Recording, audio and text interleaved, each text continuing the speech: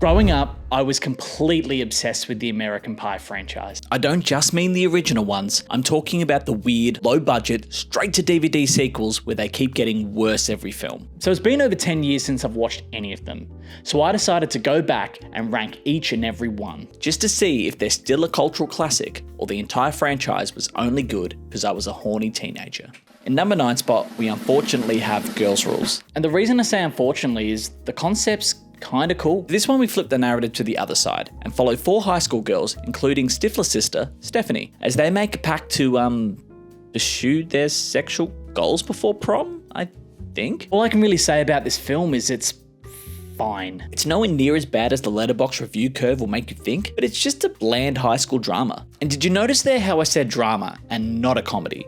That's because this one barely is a comedy. I saw it less than a day ago and I can't remember a single funny joke or moment. And even worse, it misses the entire point of the American Pie franchise. Because when you really strip these films back and take away the jokes, sex, and pastry fucking, American Pie is all about the awkwardness of growing up and dealing with sex and relationships. Instead, we end up watching them aggressively have their shit together from start to finish.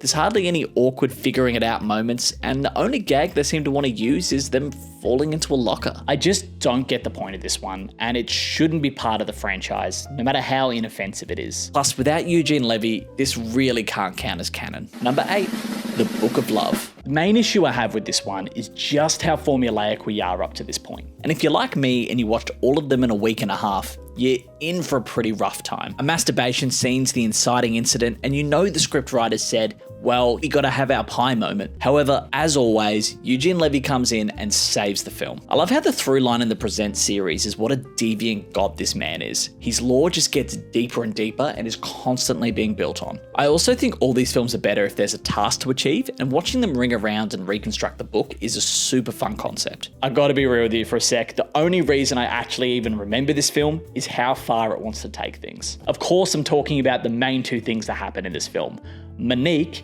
and the moose. And if you don't remember Monique, she was the older sex worker who died giving dome to our main character. I'd be lying if I said I didn't get a sick giggle out of watching them beat this poor dead lady with a phone, and just how she wouldn't let go of this Willy. And then we have our moose. I don't know what to say. There's something about a really poorly done CGI moose that's just so fucking dumb that it sent me. Now, a little bit of housekeeping as we move along with these rankings. These films exist in a very specific pocket of time, and excluding the reunion, they're really made for high school boys like I was when I watched them. All of these films are only written from a horny lad's perspective and really isn't great to women as a whole, but goddamn, if I focus on that, this is going to be a long, boring video. However, there are certain things that happen to the men, women, children, and even animals that go far beyond gross to time behind bars. So for the rest of this video, we're going to introduce the crime counter, where we tally up the amount of time the characters would have spent in the big house for what they've done. So to start with, the moose is in the clear, because I'm not going to send a CGI creation to jail, but filming and uploading a kid making love to a Hoover, that's at least 5 years in the big house. So yeah, formulaic entry, and for the most part, just a mashup of previous films. But bonus points for the moose. Number 7, Bandcamp, jail. Matt Stifler, you get jail. Also, me, I guess, because this is one of my favorite films growing up, and up until this point, I was having a ripper time rewatching them. But this fucking film. The Bandcamp plot is Stifler's younger brother Matt gets sent to Bandcamp as a punishment, where he sets up hidden cameras around the entire camp and in the showers to make a secret porno. And the worst part of all this, that fucked up premise isn't even the main issue of the film. It's the main fucking character. I love OG Stifler, but what the first films get aggressively right is that he is a side character. He works so perfectly in this role. He pops up for the funniest parts of the films and then is on his way. But this one, they decide to put Matt in every single scene. It's made all the worse by the fact this actor took the 2D image of what Stifler was and made it so fucking annoying. Moving away from Matt Stifler, there are some positives. I think the ensemble cast is great and gives this film some kind of heart. Elise is a solid straight man to Matt, and you see her grit and determination, even if it's wrapped up in the uptight girl needs to loosen up trait. A resident goth baddie is always a favourite of mine for undisclosed reasons, and watching Matt take rehearsals seriously and the downtime they have together bonding in the camp is the main bright spot in this film. However, this whole time I couldn't get past what an unlikable monster this character is. This was rough. Not even Eugene Levy could save this. Did have two funny moments when Matt had an oboe stuck to his dick, and even though it probably should be added to the crime counter, the love juice in the sunscreen did get a giggle out of me. So let's add 4 years to the tally and move on with our day. Number 6, The Naked Mile. This one follows non-ladies man Stifler, Eric, as his girlfriend Tracy gives him a free pass to attend college, the Naked Mile, and sleep with somebody. Do you remember before when I complained about the inciting masturbation incident? Scrap that, this is fucking hilarious. Where this film shines is the fact the writers, directors, and everyone else involved knew exactly what this was. A straight up B film. The way it's shot, a bunch of the dialogue, it's like it's leaning into this and knowing how silly and not good it is.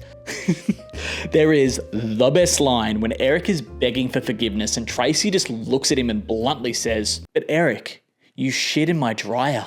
There's also a great callback where Shooter McGavin jerking it to the porno that killed his mum. But there's one actor that went above and beyond for this movie, and I'm talking about Dwight Stifler. Dwight is exactly what the original Stifler thinks he is, and it's weirdly well acted. We stripped back his annoying traits and actually played him like a real cool, likable guy, whilst keeping all those little bits of absurdity. Maybe I'm overselling this, but this feels like a brave choice to play him this way. I can imagine since Bandcamp did huge numbers, the people auditioning would have all played him like Matt Stifler, but he just went a whole other way. It's absolutely not a perfect film with the two side characters, Coos and that hookah necklace guy that I can't even think of, being very annoying. And it's also clear it was written for 14-year-olds who want to see their first boobies, because the party scenes go on for way too long without any stakes or different settings, and the willy games are just bland. But all in all, a fun B movie that didn't take itself too seriously and knew exactly what it needed to be. Number 5. Beta House. There wasn't really a world where I could place the direct-to-DVD sequels above the originals, but I had enough fun in this one that I considered. This one follows Eric pledging to Beta House and getting involved in a Greek Olympiad against the nerd fraternity. This to me is one of the most memorable in the series, and it all comes down to the set pieces. American Pie for the most part exists in a dorm room or a school and roughly has the same plot of teens wanting to get laid. Where this one works so well is yes, it's partly here with a pretty weak romance storyline, but outside of that, it's all about the tasks and games. Firstly, let's talk about the pledge board. Watching all the pledges they do, from stealing an ostrich, getting a stripper's signature on their bum, or just general challenges, it's just absurd. Where this one really starts making me laugh is when you look deeper into the board and see some of the stuff that's written. You gotta marry one of your pledge brothers, eat 25 hot dogs in 25 minutes, swim in a lobster tank. It's just brilliant. And watching them tick them off one by one is so much dumber fun than another party or person moping about getting laid. And the absolute cherry on top of this film is the scene where Dwight takes on the nerd leader in a fun game of horse semen roulette. And yes, that is a sentence that will forever be on my digital footprint on the internet. Everything about this is perfection, with the absolute fucked up setup, the obvious Deer Hunter ripoff, and the most hilarious use of sound design when the canister is dislodged. It's a bit of dumb fun. Now, putting my adult hat on, there are some really icky moments overall, and we're adding 4 years extra to the crime counter for bestiality. But shit, this was a breath of fresh air and probably the most unique entry in the series, for better or worse. Long live Beta House. Number 4, Reunion.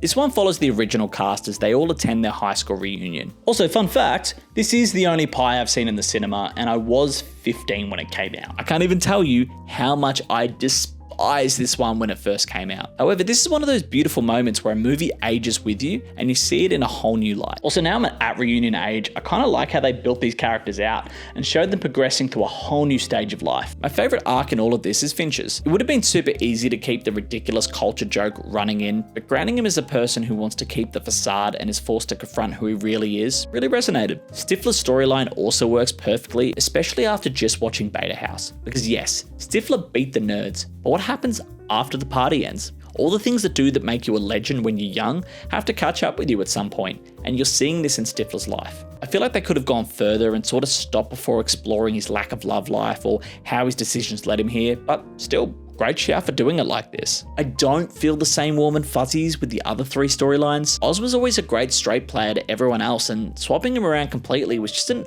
odd choice, and I felt like it didn't fit. Kevin's storyline is also not really anything, and Jim and Michelle's I'm kind of indifferent about. Also, Jim himself pissed me off in a lot of this. American Pie is built on being caught in unfortunate positions, but the stuff with Kara just came off as gross rather than funny. She takes a backpack to school and you used to babysit her. Please stop Stifler from trying to fuck her. However, that aside, where this film really shines is Jim's relationship with his dad. It's so nice watching him give back and return some of the advice and love that was given to him over the first 3 films, and the parts with Stifler's mum were a great choice. So look, this is hit and miss in a lot of ways, but it does capture the essence of what American Pie's meant to be. And look, I'm really glad I got a chance to revisit this, and I think it also gives the franchise legs, because let's watch them in 50 years in a nursing home, struggling to get boners. Number 3, wedding. This one follows the lead up to the wedding of Jim and Michelle. This one's interesting. It almost feels like an American Pie Presents film, but with the original cast. Has no concern about getting to know the characters deeper, and it's just trying to make you laugh every microsecond. But look, when the jokes hit this hard, I'm kind of okay with it. Let's start with the good things. There's so many iconic and hilarious bits. The butler scene, Stifler and Finch switching character types, Stifler eating the dog shit. Come to think of it, this film extracts every last bit of comedy it can from dogs. And speaking of eating dog poo, hang this scene in the Louvre. The way it builds up, his facial expressions, the shit in his teeth. Sean William Scott really suffers for his craft. He's a vehicle for some of the best jokes, and it's the little things he's doing and the frenetic energy that makes it work. However, while he is hilarious, he is exposed in this film. Stifler's fantastic at being a bit player, but here he's got the majority of time on screen, and his scenes go for way too long. Sure, the random look directly into the camera in the dance scene did make me chuckle, but why does it feel like a 30-minute bit? And without the grounding character like Oz, you get no balance. Kevin doesn't do much, Jim is kind of nothing, and Finch is just also being Stifler. And I do want to make it clear how much I enjoyed watching this,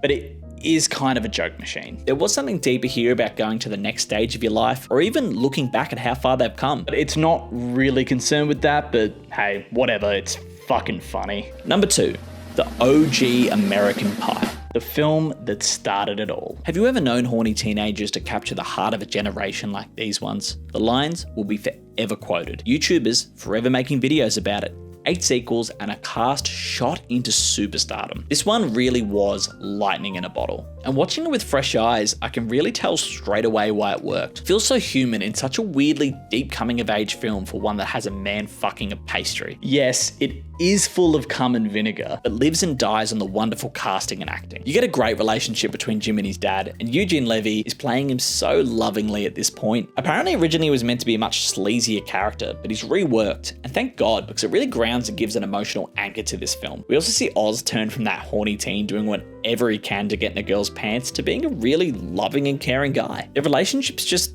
nice, and I really want it to work out. And Kevin's just got that regular messy high school relationship.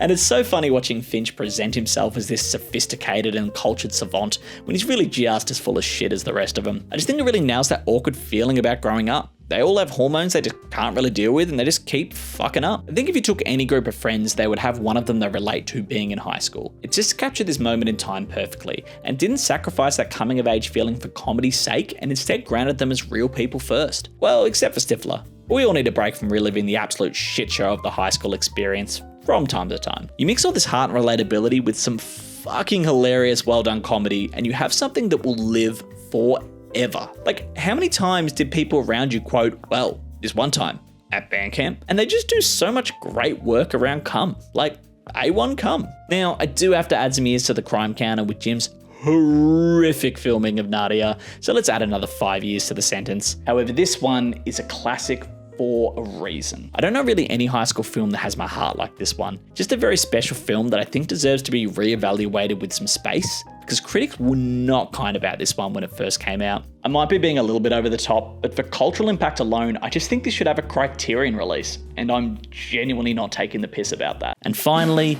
number 1, American Pie 2. This one for me will forever be untouched. It's so rare a sequel is better than the first, but this one takes everything that works, adds some emotional maturity, and actually sticks the landing. This one is way less about sex, and more about the relationships that the characters have with each other. Jim falls in love, Kevin realizes you can have a deep and meaningful connection without sex, and also just back to being a genuinely good boyfriend. It feels like the whole film just sort of grows up with them. Take Jim and Michelle. You literally watch these two fall in love in real time. Jim's cluelessness, Michelle's weird bluntness, and it just works. These two actors just have real chemistry, and I was just rooting for them as you watch them really enjoy spending time together. And sending Jim to band camp is such a great choice, not just for the jokes, but how he gets to experience Michelle's world. Also, this is easily Kevin's best film. It's one of the few times you see a film say, it's okay not to end up with your high school girlfriend. I also think this was a great choice to set this in a contained space like a summer house. It's one of those shared experiences you have where your group chat is named after it forever and always. And a grounded story about growing up together, and add some of the funniest comedic moments in the series, and you got a